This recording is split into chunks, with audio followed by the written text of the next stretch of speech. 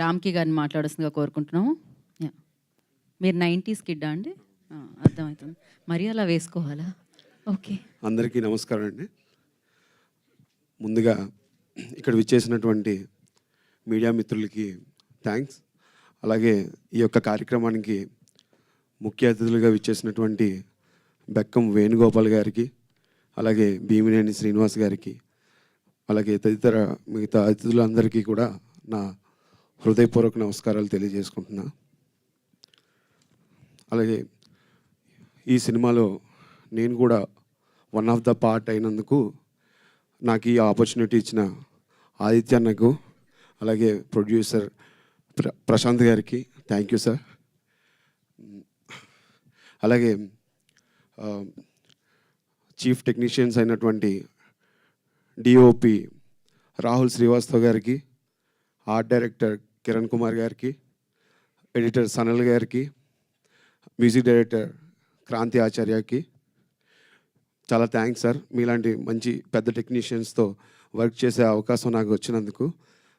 ముఖ్యంగా చెప్పాలంటే మా హీరో విశ్వంత్ సార్కి చాలా మంచి పర్ఫార్మెన్స్ చేశారు ఈ మూవీలో.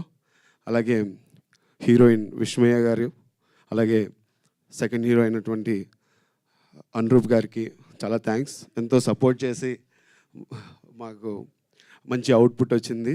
ఇదంతా ఒక టీం వర్క్గా జరిగింది. నేను అలాగే తదితర నటీనటులందరికీ కూడా చాలా థ్యాంక్స్ సార్. నేను షూట్ టైంలో చాలా అవైలబుల్గా కూడా లేను, కానీ చాలా థ్యాంక్స్ సార్.